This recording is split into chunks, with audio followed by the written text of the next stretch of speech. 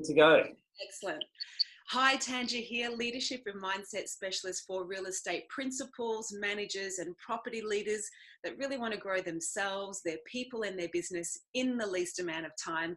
And my friend that's here with the beautiful orange wall behind him is the sales director for Ouwens Casserly. He, with his partner in business, Nathan, he actually leads and represents 110 people.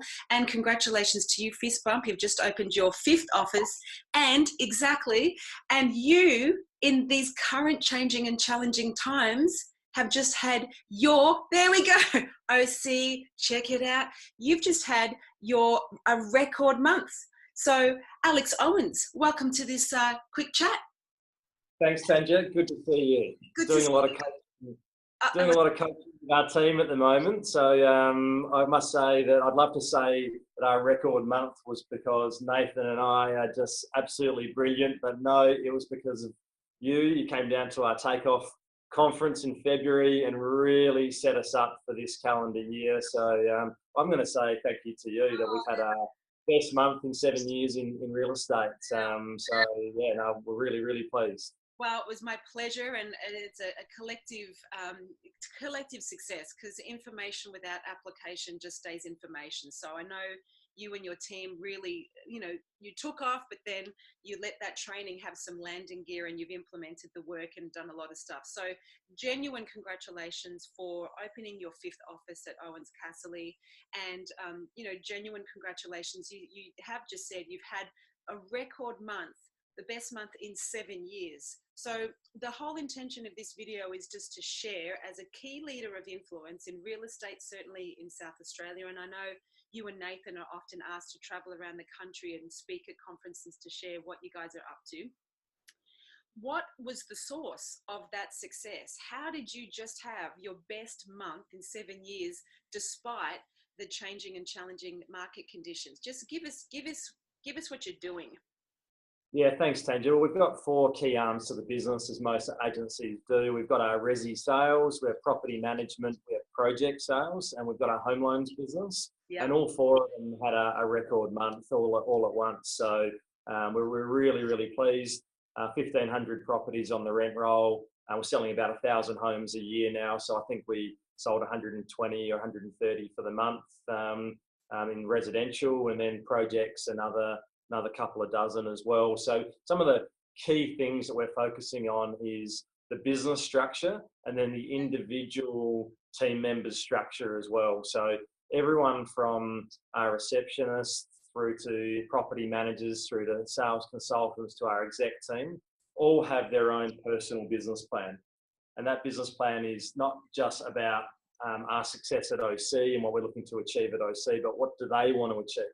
Yeah. So what's their 3-year plan? How do we help them achieve their goals? Yes. So we're really structured around having our own 3-year strategic plan at OC. Yes. And then we break that 3-year strat plan down to 12 months and 3-month chunks, if you like. And we scrum that together on a big board in our training room.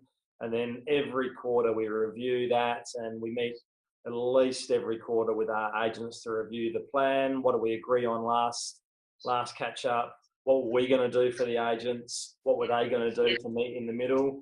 So I guess it's kind of like a little bit of accountability, but really to just assist the people in our organisation to achieve what they want to achieve. And then, hey, the byproduct happens to be that we're doing pretty well on a company level. That is awesome. And in my humble opinion, that is the way to lead your business, because most business owners tend to see their clients, as in the end users of their products and service, the vendors, buyers, landlords and tenants, as the clients. But organizations like yourself and the team at OC that treat their team like their clients first, like you are there in service of them fulfilling their dreams and aspirations for their life. If they're feeling the love, if they feel nourished and nurtured and supported by you, and it's backed up with training and backed up with support and backed up with accountability, you're right, Alex, the flow-on effect is then they have more mojo to go out there and connect with their clients. So tick, tick, tick. It's definitely the way to go. And that's Richard Branson's philosophy as a leader. Treat your team like gold and the rest will take care of itself. So awesome. Now, before we press the record button, you also said to me that one of the focuses that you guys have right now is that balance and dance of skill set versus mindset. So, you know, we all know that the market is correcting, and for some, they've never worked in these conditions before. They've never navigated the terrain of uncertainty or had to reduce their commissions or any of that, or being forced to be innovative in how do they articulate the value of their commission so they don't have to reduce it. What are you and Nathan and your leadership team, what are you doing to actually encourage your people to rise and thrive in a very competitive market? Yeah, absolutely, Tanja. I mean, they're the two key focus areas that we break our own internal education and inspiration sessions down to, that we want to make sure that our agents have all the tools in their toolkit to be able to successfully navigate their way through the skills that are required to be an elite real estate professional. Yeah. So that's something that we've always had from day one. Really passionate about being world's best in the skill set department. So you know, never have we been so lucky in real estate. I started in real estate 12 or 13 years ago, and it was only the beginning of a few real estate coaches really coming in. And I would have, you know, now you can Google up any of the skill set that you need through, you know, Tom Panos, Josh Fegan, Lee Woodward, you know, like the star agents out there. You know, you can do training with Tossoven, with Maddie Steinway. Yeah. You know, it's all available. So for us, the skill set, whilst it's critical to make sure that, you know, our agents have all those all those arrows in their armory, if you like, it's the mindset stuff is what's actually we're shifting back towards, because, you know, you can have all the skills in the world, but if you're not tuned into what's required to make to get the best out of yourself and to be switched on and win most days, you know, feel like $1 million agent more days than you don't, then it's really hard to deliver on those skills. So we focus on bringing in external speakers as well, including, of course, yourself, to help to just readjust our team's mindsets around what it takes to just clear away the dark clouds over their heads and try to have the sun shining through more days than not. So they're feeling good, they can get up and about and attack another day. So it's the daily disciplines that often fall off when you're not feeling that good. And I heard a funny expression that, you know, sometimes when people are early on in their career, they're a little bit inexperienced, so they're not quite going to be successful yet. In the middle part of their career, they've got kids and they're a bit busy, so they can't quite be successful yet. And in the latter part of their career, they're getting a bit old and they're not keeping up, so they're not quite ready to be successful yet. It's like, well, you know what? Like, yeah, it's probably just like, you know, there's no perfect time to be ready for success. In fact, the perfect time is today, of course. So we just try to really bring that into our organisation and make sure that our team have those tools available to them. And often it comes down to the coaching aspect. You know, I've got a coach, Nathan's got a coach. It doesn't need to be too formal, but someone that you need to report to keep yourself accountable. And one of the things that's working really well for our sales team at the moment is their pipeline progression spreadsheet, where basically it's the most key important human beings in their pipeline in their real estate world that they're working with at the moment.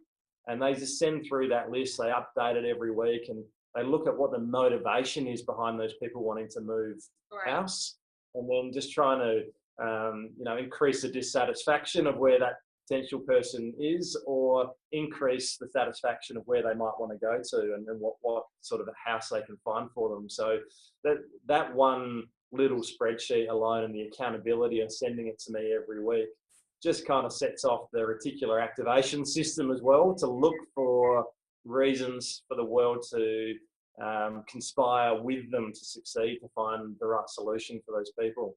Fantastic. Yeah. So I can hear there some of the strategies are you're eliciting the highest value for your team, being your clients, and getting clear of what does your life look like in 3 years and how can Ouwens Casserly help you get there and fulfill it, with some fun and measuring and managing and, you know, team and coaching and accountability. So helping your team get clear about what they want, giving them, of course, stellar training to upskill their abilities to be of service, but also, and probably more importantly, helping them build their mindset.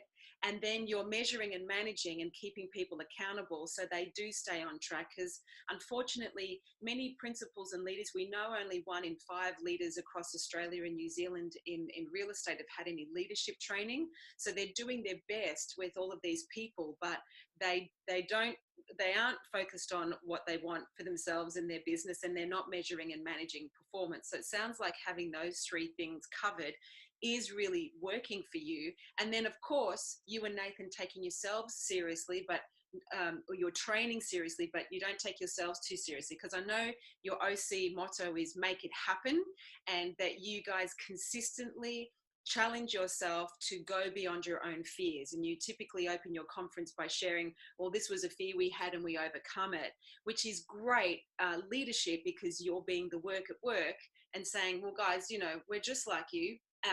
We get scared too, but, you know, if we're going to make it happen, we've got to go past our fears. Absolutely, Tanja. And we've been on a bi-monthly, quarterly basis, we've been having a facilitated session around encouraging our team to be able to give open feedback to one another within the team. So we've basically come up with a set of agreed behaviours the whole team the majority of the team have agreed to. And if any of the team members don't necessarily agree with those behaviours, but 80% do, then we've all agreed they need to be on board. Yeah. So there's no exceptions to the values and the behaviours in the organisation. You know, we've got an open database system, and there's certain rules around that. There's certain rules around behaviours. We don't like to say rules. It's just like the way we do things at OC. Agreement. And that's been, and that's been, and to show vulnerability. You know, a month ago, I sat in front of our whole sales team, and they had the opportunity to give me feedback on how I could improve as a leader. They were broken up into groups of 6 or 7, and 6 in each group, and they came back with 3 or 4 things that I should keep, what I should stop, what I should start, and then I need to come back with my action plan. So I'm now working on some elements of my own leadership skills. One of them was I can be a bit defensive, so I'm working on being less defensive. I thought I was being passionate, but apparently it was a bit defensive, so I'm taking it forward. Yeah. That's really awesome, because we know, I mean, the great work that CoreLogic have done to get the perceptions of buyers and vendors and what they want are 2 things, being trust and transparency. From the research we've also done with CoreLogic internationally, teams want the same. They're actually saying that 64% of their leaders don't take responsibility when things go wrong, and 69% aren't authentic. So teams aren't believing their leader. And as the saying goes, if you don't believe them, you don't believe the message unless you believe the messenger. So the fact that you've kind of said, let it rip, I'm genuinely interested in being the best leader I can be for you and helping you and us together make it happen. So where am I not serving you in the best possible way? That takes an incredible amount of vulnerability. Yeah, I was really nervous. I don't know if I was more nervous sitting in front of 100 people giving you feedback as to your leadership skills, or jumping out of the plane at last takeoff conference when I'm ironically, being 2 meters tall, scared of heights. So I don't know what was worse. Let me ask you, but before we wrap up, vulnerable act to sit in a room with 100 or so people, and you say, give me some feedback, I'm here to really serve, and I want to know, what do I do well, and what do I need to start doing, and what do I need to stop doing? How did you not, I mean, it's hard not to take that stuff personally, especially if one of the bits of feedback is perhaps you get a bit defensive. So it's like, I could get defensive about being defensive here, but how did you separate yourself from being, the egoic leader who's like, oh, ouch, to a servanthood leader who's like, great, I'm going to cop this on the chin and I'm going to really listen and implement. What skill, or how did you actually do that? And what was that like for you? Yeah, thanks, Tanja. It's a good question, and yeah, it was confronting, but I take great pride in hopefully having some stoicism in my personality, and that's come from my parents and from the group of people that I like to associate with. Over the years, I've chosen to disassociate with some people where I felt that some of their attributes were rubbing off on me, and you kind of develop it as you go. And the first thing is having consciousness over your own self-consciousness, and being on a journey to improve your own EQ. And I guess Nathan and I, as business partners and best mates, we've got a great deal of pride in ourselves, and wanting to be able to serve others in a way that we see that our mentors serve people.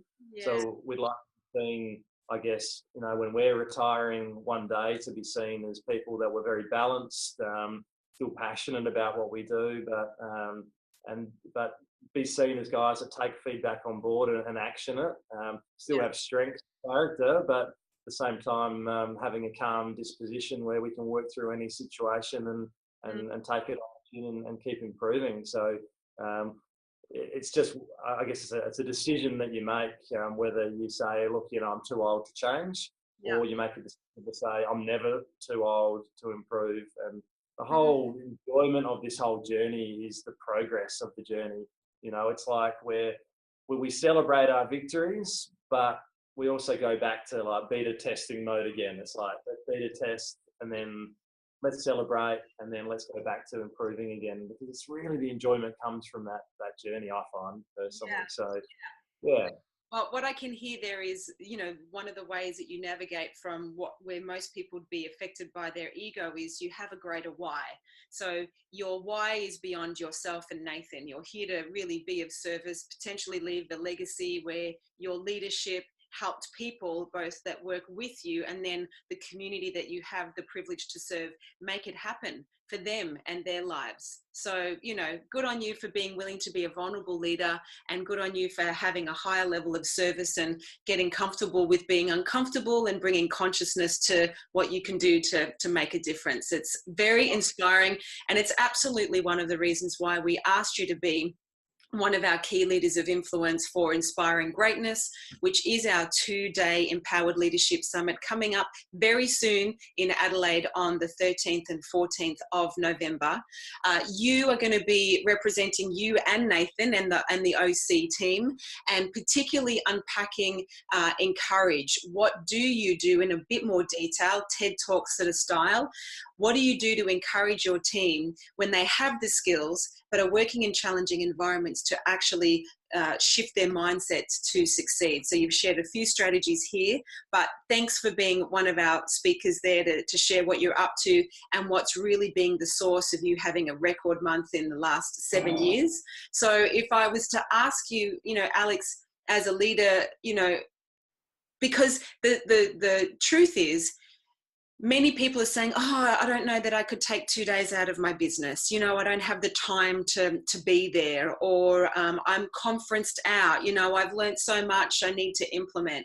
Why would you invite principals and leaders and aspiring leaders to come to this particular event? Yeah, no, thanks, Tanja. Thanks for the lead in.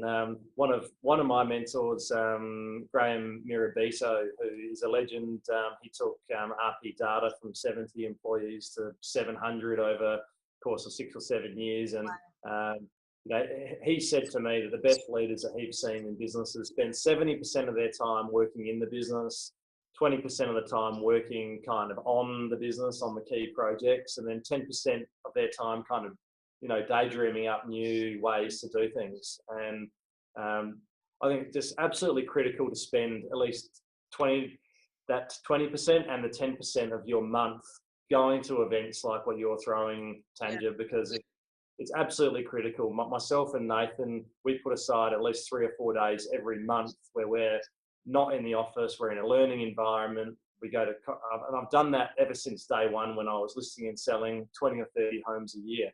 When I was in the early stages of my career, you need to reinvest in yourself. And the amount of impact that you gave, that Tanja, you gave to OC in February when you were at our takeoff conference, we had 7 or 8 speakers, all ARIC speakers, And in the survey that came back, you were the number one for the day. And I can't encourage the people out there enough to come and see you for a couple of days, because whilst it's maybe one step backwards in terms of your calendar for in the middle of November, thinking, it's the middle of springtime, it's actually the springboard for next calendar year. So the work that people will get from you, that the outcomes from the 2 days with you will set them up for the rest of their financial year. So taking those 2 days out will be an investment that they'll yield absolutely immediately into their careers. And I say that genuinely. I really appreciate that. Like that, it does mean a lot. And that's absolutely why we're doing it, because we know that historical data indicates that in the next 12 months, at least 50% of real estate businesses won't make a profit or won't be here. And for us, that just means hardworking mums and dads and entrepreneurs and business owners like you and your teams kind of, go home unhappy and unfulfilled. So thank you for that beautiful, endorsement and genuine share. And, you can't see the ocean when you're swimming in a fishbowl. So I love that you and Nathan dedicate 3 days out of your month to, look up out of the bowl and look at what else is out there, because in these conditions, to stay relevant, we must respond and not react. And we react from the past and our fear rather than responding to a greater future. So that's what Inspiring Greatness is all about. Thrilled that you could spend some time with us here and now to share your success and some strategies that you're doing to have record months in challenging market conditions. Can't wait for you to deep dive a little more on the 13th and 14th of November. So if you're watching this and you're like, all right, I'm going to get out of my fishbowl, I'm going to have a look at how I can elevate myself and my team in 2019, just click the link that's available. You can book your ticket for Adelaide, Melbourne or Sydney, depending on what city you're in. We've got $200 off tickets right now for our final days, and we really look forward to being of service to you and your team. So Alex, keep going out there and making it happen, my friend. Thanks, Tanya. The 13th and the 14th. Awesome. Love your work. Snap. See ya. Ciao.